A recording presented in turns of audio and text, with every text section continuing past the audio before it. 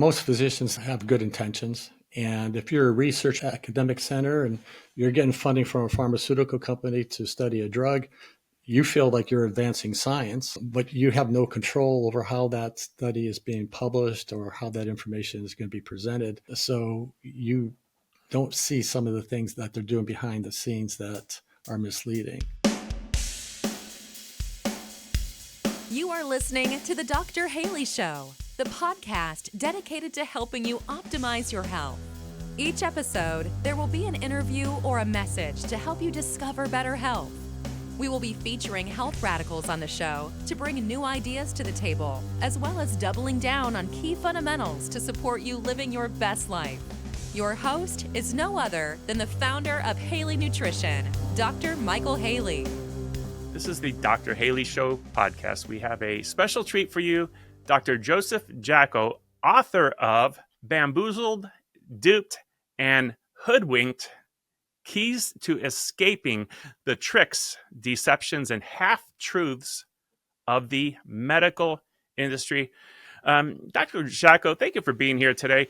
Are you in Ohio? Yes, I am. Yeah, and thank you for having me. Are you a Buckeye? Oh, yes, I am. Is that a problem? No, not at all. Actually, I grew up in Cleveland, Ohio. Oh, so did I. Okay, at Strongsville specifically. Yeah.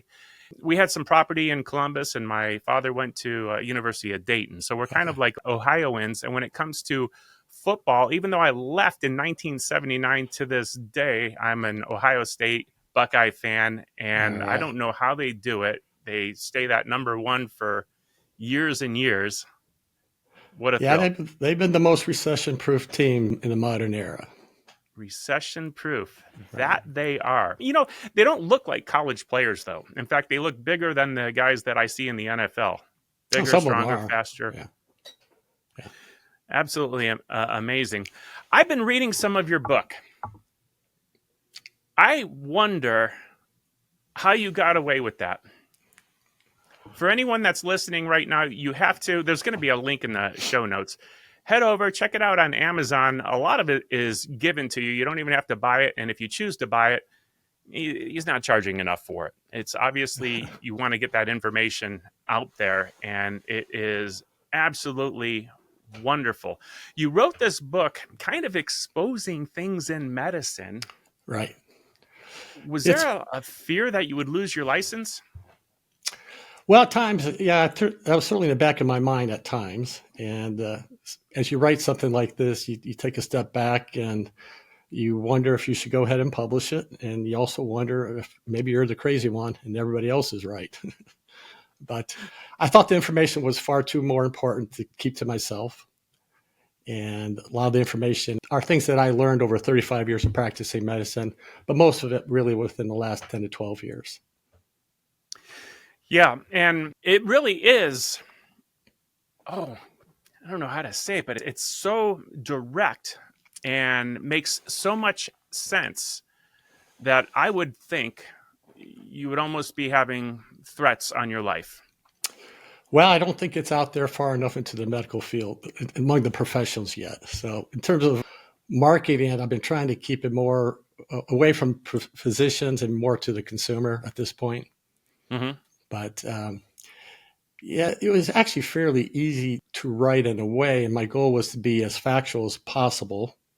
And the book is, in my opinion, the book is referenced well enough that it could defend itself. There's like 381 references. It's very common sense. Yeah. And, but I try to be fair. I think in many cases, point to both sides of the story. Some of it's my opinion. But I try to take the reader through what goes on behind the scenes and try to explain to them that they're not getting all the information that they need to make the best decisions for their health. And in part, it's because we as doctors are sometimes kept in the dark because our training is very well, manipulated or couched to serve what I call the pharmaceutical medical complex. So it's been carefully crafted, if you will, our education. I have a friend that refers to it as the medical mafia, which kind of makes sense because it's not the doctors, it's other people that have interests and they program the doctors. We're all programmed. I'm a different kind of doctor. I'm a doctor of chiropractic. Mm-hmm. And we all are programmed in our own, by our professions and, Sure. and their beliefs, and they put them on us. And some of us choose to decide for ourselves what is accurate. Right. I'm almost uncomfortable reading this little excerpt from your book. I posted this on Facebook this morning. Okay. And the reason I'm uncomfortable with it is because it could turn this podcast into, censorship. Okay. It might take it away from being out there. But you were talking about a particular thing that people would get stuck in their arms to prevent something that was going around in 2019. And you likely heard that the vaccines, I shouldn't even said that word, were 95% effective in preventing infection and 100% effective in preventing death. Those are relative risk reductions, and they sound impressive, but they are misleading. Let's examine this further. Just one COVID-19 death is prevented for every 22,000 people who were vaccinated per Pfizer's study. For every 22,000 unvaccinated, 2 died from COVID-19. I'm saying the words. It is what it is. Hopefully it's truth. Hopefully this gets out there. For every 22,000 vaccinated, 1 died from the disease. So we got 2 or 1 for every 22,000 people. That represents a 100% relative risk reduction in deaths. And that's why people are saying it's 100% effective, essentially.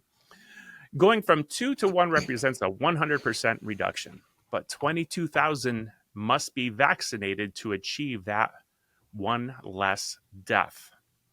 That 100% relative risk reduction is very misleading. It is a half truth. And this is what we're finding in your book, half truths. And when you're presented a half truth like it's 100% effective, and this is science, it's very, very misleading until you see the other half, which you got to say, okay, for every 22,000 people that are vaccinated, are there any risks?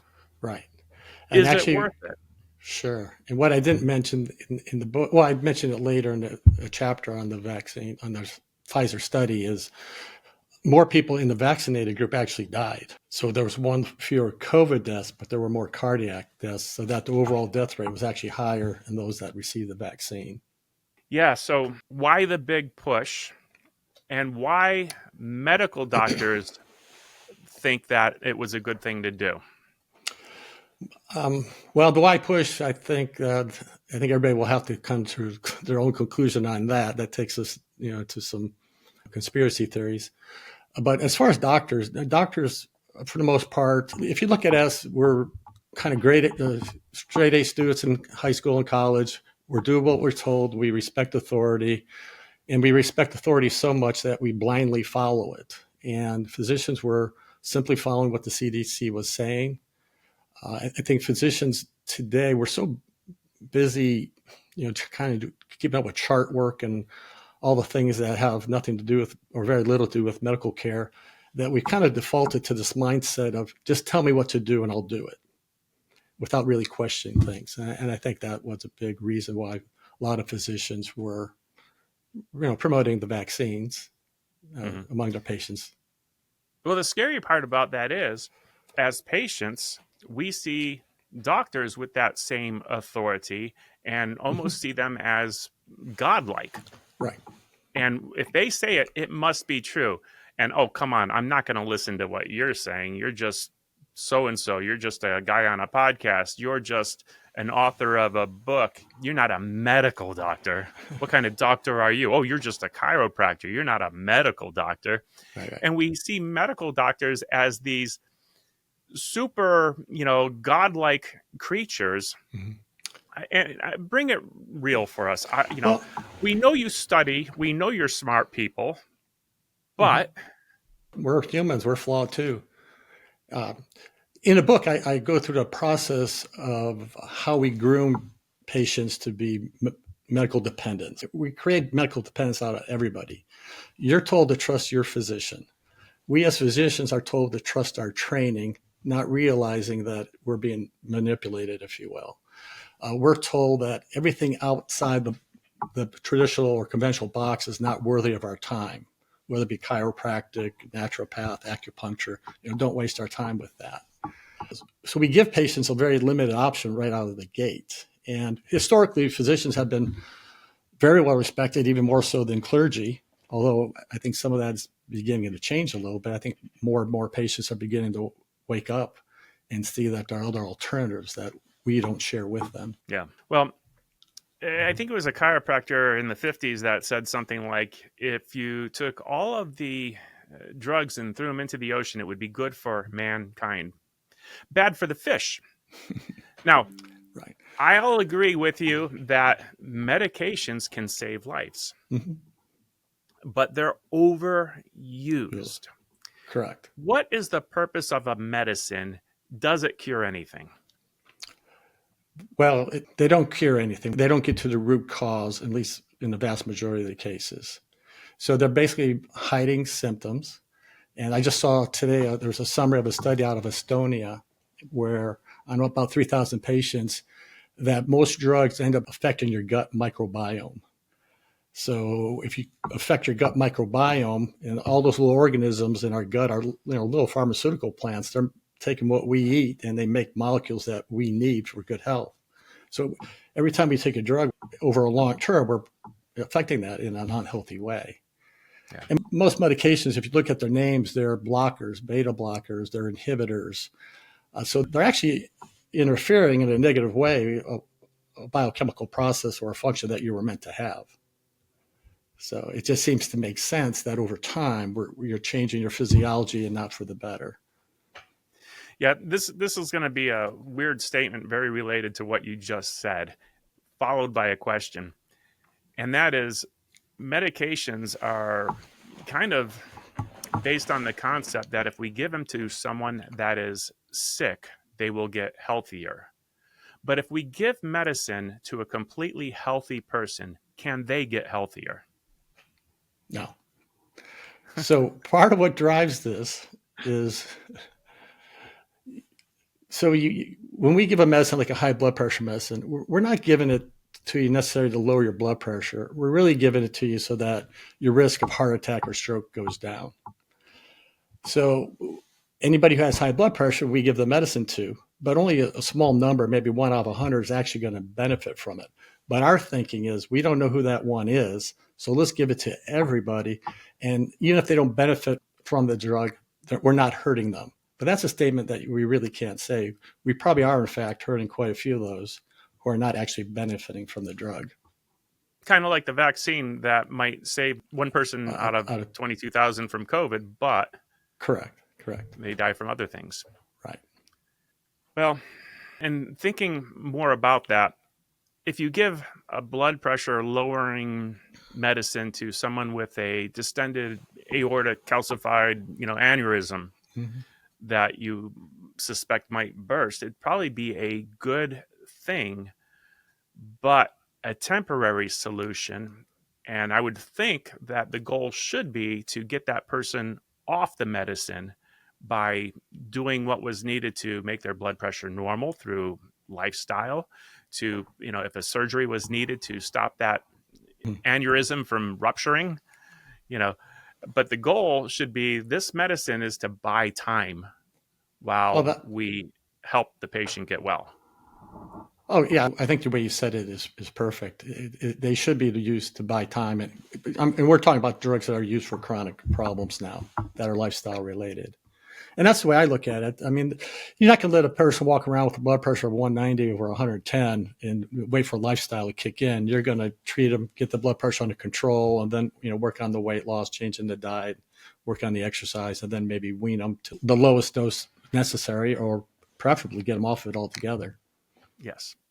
And there are a lot of medical doctors that have that mindset. Yes. There's also a lot that they're so ingrained that we give medications and people typically don't make any changes. Therefore, I'm in the habit of just giving them medicine for life and adjusting it. Yeah. as it gets worse. Yeah. The challenge for physicians is the way the system works. You don't really have time to educate the patient. Medicine's very much an educational process. So you have to have a system in place where you can teach patients on exercise and nutrition. And most doctors don't have nutritionists or exercise physiologists on staff. So unfortunately, the easiest thing to do is to write the prescription. Right. Now, being in the profession, I know the answer to this, but I'm going to ask you about it because you're a medical doctor, might have a different take. Why don't we have the time to spend with our patients? Well, the part of it is reimbursement for physicians is going down. So on one hand, they're trying to see more patients in a less amount of time. Also, there's pressure by the hospital system on employed physicians. So 74% of physicians are now employed, which is very much different than when I first came out. And they monitor you. I recall about 12, 13 years ago, I was at a hospital function and a young physician was sitting next to me at dinner. And she was 10 months into her first year in practice. And she told me about her 6-month review. And she said it had nothing to do with patient care. She said the review was conducted by someone from the accounting department. She was told she was spending too much time with patients. Consequently, she wasn't seeing enough. She wasn't sending enough to the subspecialist, wasn't ordering enough MRI scans. So you're under the gun to see a lot of patients in a short period of time. And it's largely for financial reasons. You enjoying the show thus far? One of the many health secrets that we have covered on the show is all around aloe vera, specifically drinking raw aloe vera. Our aloe vera has helped our customers effectively heal their gut, increase their intestine health, lower inflammation in the body, eliminate and/or decrease acid reflux, have glowing skin and hair, and so much more. Now, as a frequent member of our audience, you will be exposed to exclusive specials and coupon codes for the awesome products manufactured by Haley Nutrition. That's right, for simply being awesome and tuning in. You can get a mini discount to help you optimize and better your health. To see how we can help and support you on your health journey, tune into the episodes and listen for coupon codes that you can use at www.haleynutrition.com before you make your orders of raw aloe vera. Once again, it's www.haleynutrition.com. Now, back to the show. You know, in your book, you had a diagram, and I forget where it came from, but it was showing the complexity of the medical system. And in this diagram, with so many moving parts, it's like, well, where are the patients and where are the doctors in it? And, you know, if I were to just maybe make one point on that, in the early 80s, we had insurance companies, doctors, and patients. And then there became these like middlemen, which at the time were like HMOs. And it's only gotten more and more complicated from there, where you have these, you know, so many middlemen and administration people that now we have to pay on top of the doctors. And it's created a lot more paperwork. And there's people that are going to test your paperwork and make sure it meets the standards. And if not, we're going to take your money back. Well, now I'm afraid, so I have to make more paperwork. And it's gotten to be a big mess. Back in, 2010-ish, actually, I was probably 2008 or so when I was writing to our governors and even our president and trying to say, hey, there's a solution to the healthcare problem. One of the ways we complicated it is an insurance company is going to charge a patient, and they're going to, how does it work? The insurance company is getting money from the patient, and then when it comes to payout, they're paying. They're also getting, they're getting money from the customer, the insured, and then they will sometimes pay back the customer, and sometimes they're going to pay the doctor. The doctor's getting money from the insurance company and the patient, and it was kind of like, why don't doctors get paid completely from the insurance company, and then the insurance company go back and balance bill, including co-payments and deductibles? And from my perspective, that's going to eliminate a lot of fraud, because now the doctors can't write off the co-payments and deductibles, and there would just be a whole different system in place there, and the people would be the gatekeepers when they get that explanation of benefits. That was a lot said in a short period of time. That's probably going to confuse people listening. There's a simpler way, but Instead, they said, no, we asked for healthcare solutions. Where are they? No one's said anything. And well, I did. So I know that's a lie. And they went through with this Affordable Care Act that didn't get any more affordable. It got more complicated. Everything Right. is more complicated. And now doctors are terrified that they're going to be requested to pay money back. 2 years after seeing a patient, about 2.5 years, Blue Cross Blue Shield asked me for money because they overpaid me. And they just didn't, I guess, know their agreement with the patient. So I refused to pay them.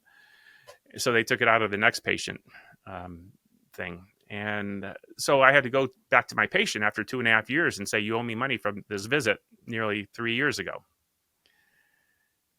It's a ridiculous system. That was the day I quit taking insurance. Right. Now, I looked you up online. You have hundreds and hundreds of 5-star reviews on different platforms. So you must have a lot of patience, and you don't take insurance.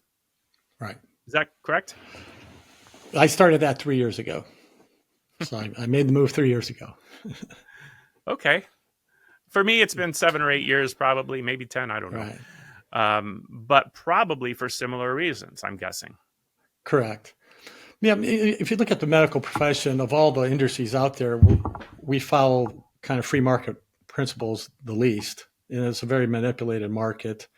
Our values being determined by the insurance companies rather than between negotiating with the patient.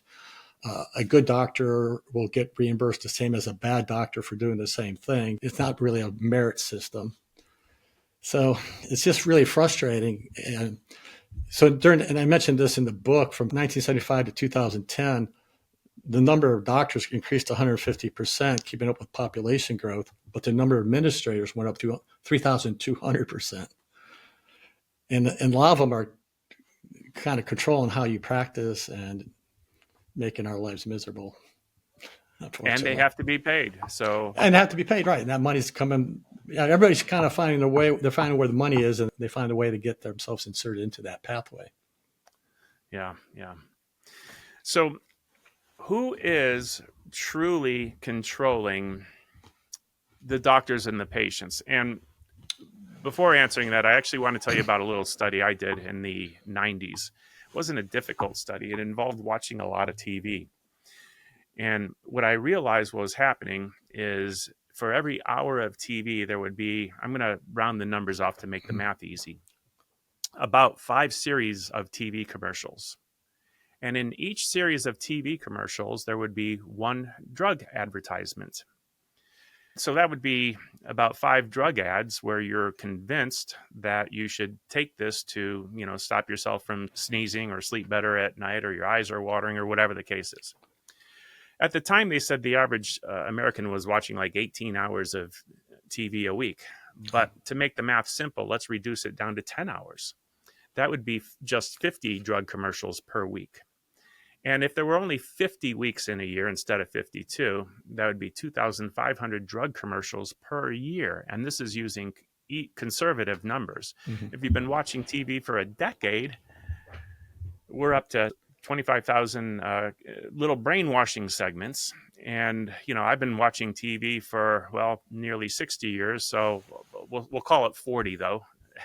That's over 100,000 little brainwashings just from TV. Forget the magazines, the internet, the billboards, and all of the other ways we're being exposed to, you need the nighttime sniffling, sneezing, coughing, aching, stuffy head fever so you could rest medicine.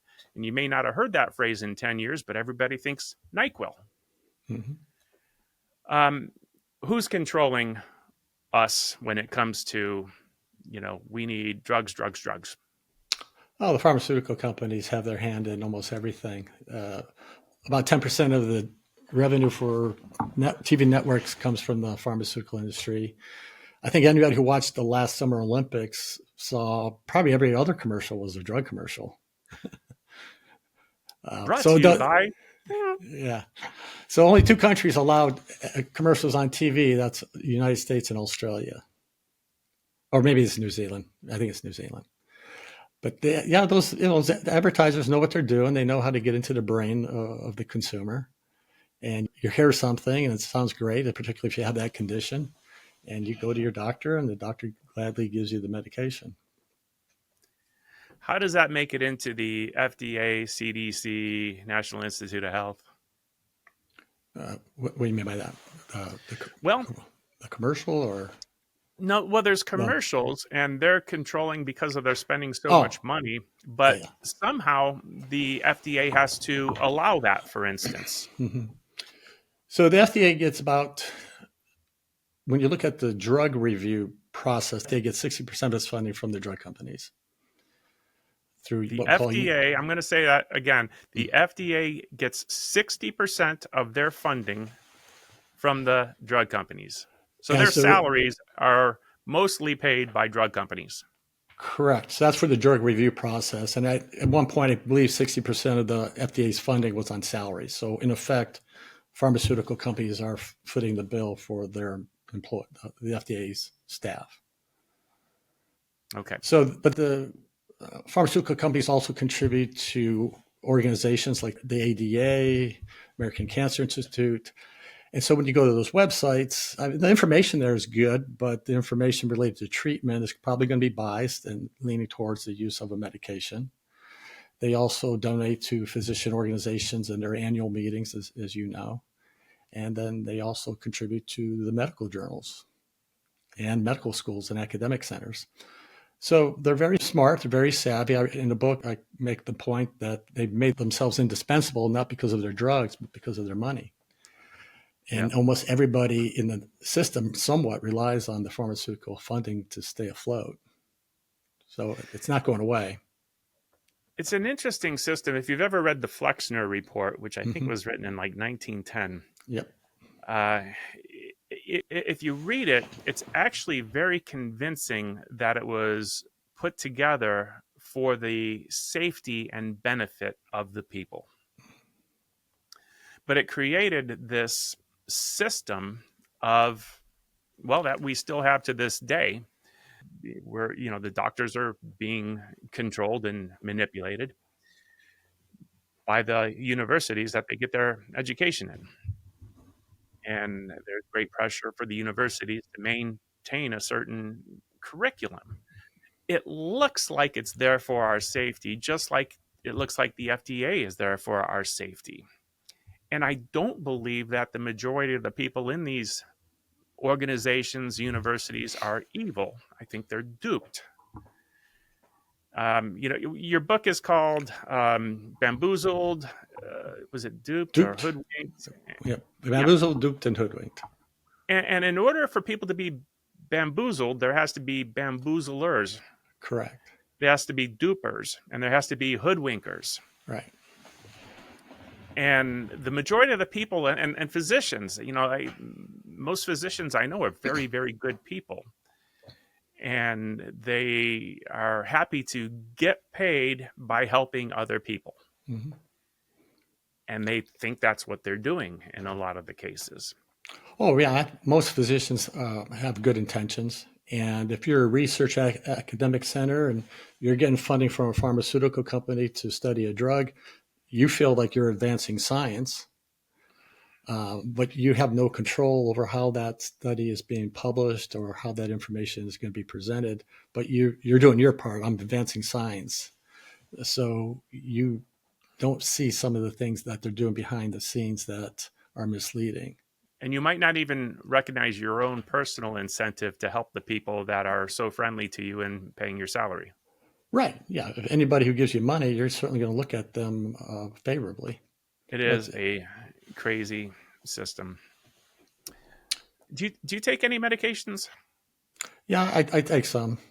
And with that, and because I But think they say the average person that's like, I yeah, think they say 70-year-old, the average 70-year-old is taking 13 medications or something yeah, like that.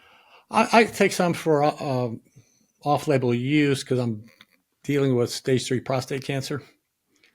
So things like metformin it helps lower blood sugar. Cancer cells need blood sugar, so Hmm. so that's one reason I take that one. I see. Yeah. And are you combining that with natural things? Oh, I've tried lots of supplements. Yeah. And Okay, I'm glad to hear that. I know you do your research, and I know diet. that there's beneficial medicinal compounds Right, in plant foods. right. Yeah. The other thing I found real helpful is I now do a 3-day fast every month, Okay, and I'll allow myself 200 calories on days that I really get kind of break down and can't discipline myself. But I love I, ha- it. Day 3, I feel great on day 3. I have a little assignment for you for your Okay, own benefit. sure. And if we talk about this and you think about what I'm doing here, and I don't know my own motivations, okay, because I'm a human, but I'm going to suggest you research aloe vera, how it might affect the PSA and Okay. its anti-cancer potential. Specifically, if you look up the sugar molecule mannose Hmm. and how that impacts your blood sugar levels and things like that, it'd be very, very interesting. Okay, appreciate it. What you will find is some confusing research that a lot of medical doctors run into this first, and that is that aloe vera causes cancer. What they never tell you about the study is it was done on an extract from the outer leaf, which is where the irritant is, the part that has the laxative effect. And the reason the FDA and the National Institute of Health got that study going was because we had supplement companies making capsules full of the outer leaf extract so people could take those to help with their constipation. Okay. But on the inside of that leaf is the calming, healing, immune stimulating nutrition side with the mucopolysaccharides, with the main sugar being the mannose that actually lowers blood sugar levels, increases tumor Interesting. necrosis factor, interferons, and interleukins, and causes the macrophages to better see which cells need to be dealt with. Huh. So, fun little I will look it up for sure. something for you to look up Yeah, there. thank you. Tell us about your practice. I understand that you even have massage therapists and you're doing some anti-aging things. Correct. So I'm with another physician, and it's a preventive medicine wellness practice. We have a kind of a medical division, a fitness division, a sports development division, and a sports recovery division. So it's all housed in about 60,000 square feet. So you can join. Wow. You can kind of go a la carte, or you could be a member. You pay X amount of dollars a month, and for that you get your fitness. You get unlimited doctor visits. We do a VO2 max, body composition, bone density study, resting metabolic rate. You meet with a dietitian and an exercise physiologist, and then we do have a physical therapist on staff. So if you're a member, you get kind of discounted services for that. So we don't take any insurance ourselves, but certainly if we order lab work or MRI scans, a patient can use their insurance. So we try to be one-stop shopping for everybody. So it's really geared towards optimal health and function. And so we obviously attract a certain type of patient. 60,000 square feet sounds larger than some hospitals. Well, now, and part of it's not even being used. So we're kind of building it out as we get the money to do it. All right. Yeah. Well, that's exciting. Thank you for tuning in to the Dr. Haley Show podcast. I have a special coupon code that can be used throughout the month of November 2025. Get $10 off your purchase of $100 or more at HaleyNutrition.com. The coupon code is FREEDOM. That's FREEDOM. And as usual, you can even use this coupon with on sale and already discounted bundled items. Enjoy the rest of the podcast. Does medicine play a role in longevity and anti-aging? You could take away most of the medical profession and it will not change longevity. The field of medicine, we do help, I think, a lot with the quality of life issue. Mm-hmm. But if you read the book, I write a chapter on does medicine matter? And most of the increase in longevity really has to do with things like sanitation, clean water, use of antibiotics for acute infections. Very little of it has to do with our medical interventions. Yeah. The definition of mainstream medicine, and you gave me in your book the definition of medicine, Mhm. but the definition of mainstream medicine, as it's written on the, let me see, is it the cancer.gov website, I believe?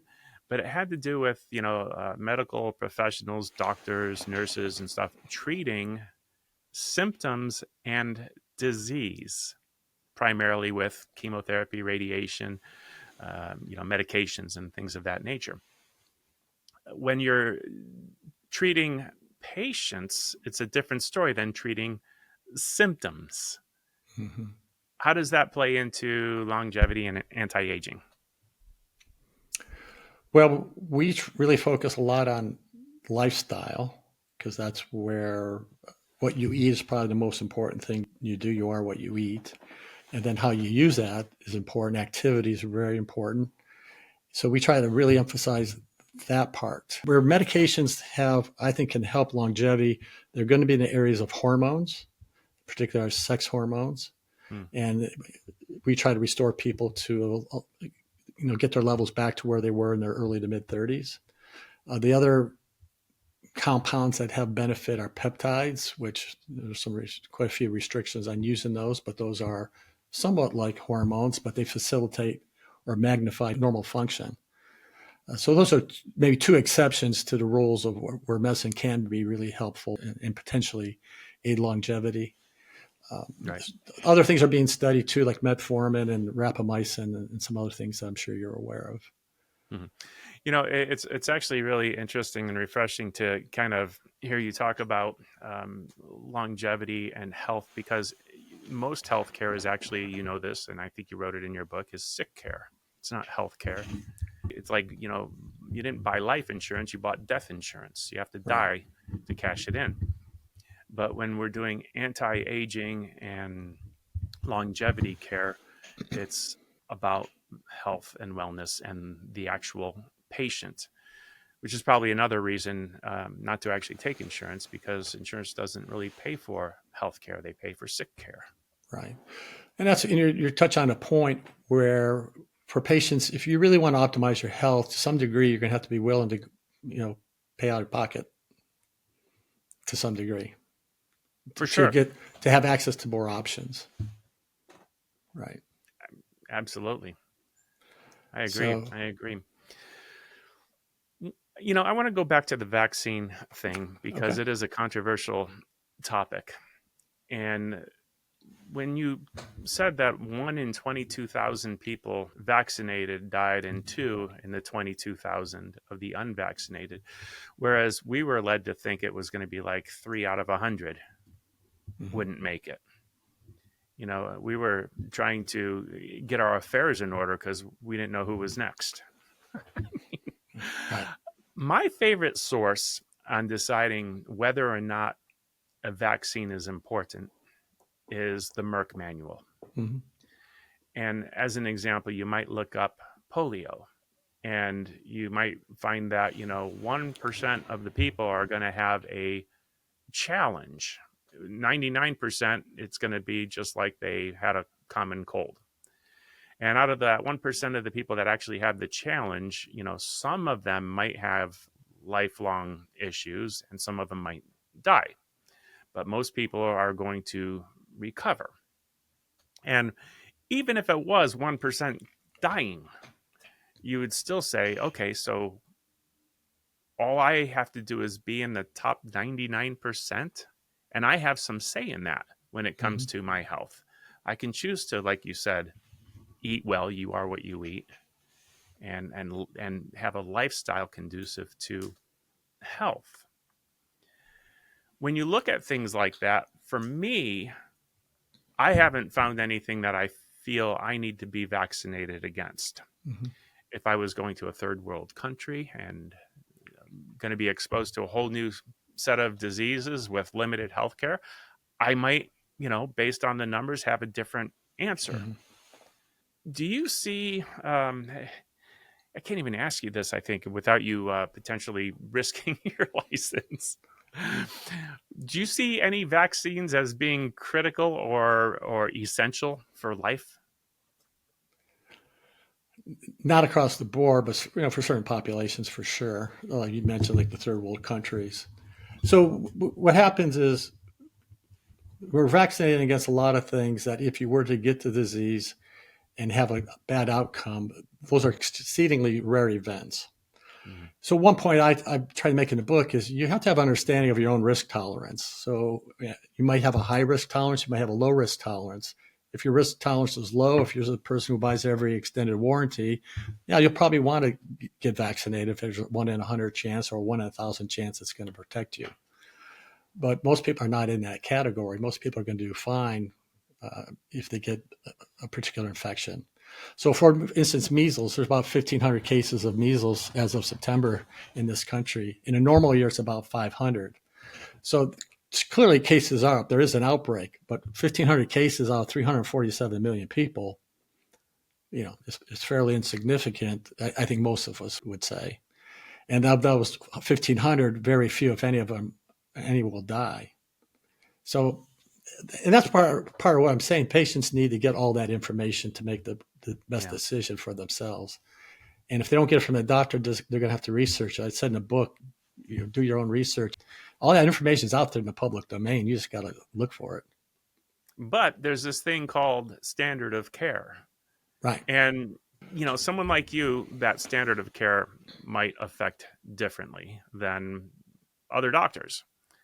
But speaking for, most doctors, I guess, not necessarily yourself, how does standard of care affect what you say to the patient? Oh, it affects it greatly, for sure, because as long as you follow the standard of care, even if the standard of care is wrong, as long as you follow it, you're somewhat protected. If you don't follow it and you're wrong, then you're opening yourself up for some liability, for sure. But I think part of that can be mitigated. I mean, if you have a really good relationship with the patient, and you partner with them and you advise them maybe not to get a vaccine or not to take a medication, and they get a bad outcome, they're less likely to come after you than if you had this antagonistic relationship. So part of it's just being a partner with your patient and working towards a common goal. And at the end of the day, it's their decision. You're there to help counsel them and give them the information they need. Yeah. So I don't talk people out of medications. I don't talk about vaccines, but it's, I try to give them the pros and cons on either side, let them make the decision for themselves. And there's plenty of doctors where if you don't follow their recommendations, you're not welcome in this practice. And our recommendation is, well, why wouldn't you get vaccinated? You have to get vaccinated. That's happening more and more. And I think a lot of that's happening more and more as more and more physicians become employed. Mm-hmm. Employed as opposed to having their own private practice. Own practice, right. Right. Because I'm your employer and you do what I say. Right. So employed physicians are caught between being loyal to their employer, number one, and what the employer wants, and then also being loyal and keeping the best interests of the patient in mind. Yeah. Sometimes. So we used to see this a lot in sports medicine. Many professional athletes, they go outside their team doctor to get care. If they want a really true second opinion, they don't stick with their own doctor. They go outside their team doctor to get a second opinion or to have surgery. Well, one thing I like to ask people, my guests, is what are some of the power words that were spoken into your life, maybe at a real early age, that kind of affected who you are to this day and maybe shaped the strength you have to even oppose people or pave your own way? Trust your own instincts. I've had a lot of good mentors and teachers, but I would say there never was one that I just totally blindly followed what they say. I think you have to question things. Probably one of the more important things you can do through life is to maintain your curiosity. If you're curious, you're going to ask questions. And if you ask questions, you're going to search for the answers. And when you find the answers, you're going to raise a whole bunch of other questions. So you're in the upward spiral of seeking the truth. So I think it's important to seek the truth. I think it's important to maintain freedom. We were very willingly to give up freedom during the peak of COVID. And if you're not free, you're not a person, really. You're just a puppet. I would say trust your instincts.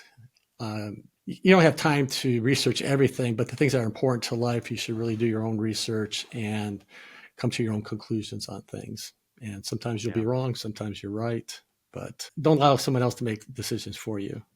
Yeah. Yeah. Be your own person. Yeah. Think for yourself. I agree. I completely agree. Is there anything you wish I had asked? No, you asked a lot of good questions. I'm pleased we got into the book as much as we did. So people can get it at Amazon and Barnes & Noble. And I also have a website, JackoMD180.com, which has about 1,100 articles on healthy living and achieving optimal health. Yeah, I'm going to encourage everyone to look up that book. And there is on Amazon, a nice free intro, and it kind of skips around the book. The book's big. It's, over 1,000 pages. It's a big book. Yeah, You put not a lot quite of effort in. 500 something, but. Oh, okay. Well, okay. Maybe the reader I had broke it Okay. into, probably depending on the page size or something. Yeah, like that. it was 1,000. I wouldn't read it. Okay. But there was a really interesting area that it was called the top 40 not so wacko Jacko rules of medicine. Right. And if nothing else, go check that out. And it gives you a nice flavor for the rest of the book. Right. It's great. I think if you read those 40 rules, you'll have a good understanding what the book is about without necessarily reading the book. But if you want more detail, there's certainly a lot more detail in the book. Yeah, absolutely awesome. Well written, clear. It makes sense. And the whole time I was reading, everything I would read, I think, my goodness, Dr. Joe Jacko's got some balls, big balls. All right, we'll call you the big balls of medicine. We had the big balls of financial reform, big balls of medicine, Dr. Joe Jacko. All right. Well, we'll see if he gets me in trouble. Eventually, who knows? But I thought about this often because I still have my license. And it would almost be better if I didn't. Well, that's the way I look at it. If I lose my license, it can't hurt me anymore. Right. Now I'm truly free to say absolutely whatever I want. And it doesn't mean I can't still have my clinic. I just can't see the patients. Right. I can see them. The recommendation just has to come from that guy right there. A lot of what I do is, I don't need a license to talk about exercise and nutrition, so. There you go. That's right. So, well, God bless you. I really enjoyed having you on the show. People, check it out. Dr. Joe Jacko. Click on the links. Check out his book. Read the excerpt. And if you like it, get the book. He doesn't charge enough for it. I'll say it again. Okay. Thank you so much. Thank you, Dr. Haley. I appreciate it. Take care. I hope you enjoyed that episode today on The Dr. Haley Show. Make sure to hit subscribe on whichever platform you are listening to this. If this episode made you think of someone, go ahead, take a screenshot, and share this exact episode with them. You can catch the show notes for this episode on www.drhaley.com. If you want to geek out with Dr. Michael Haley on other radical health topics, be sure to check out his YouTube channel, where he posts exclusive video content. All the details are at www.drhaley.com, and we can't wait to hang out with you on the next episode.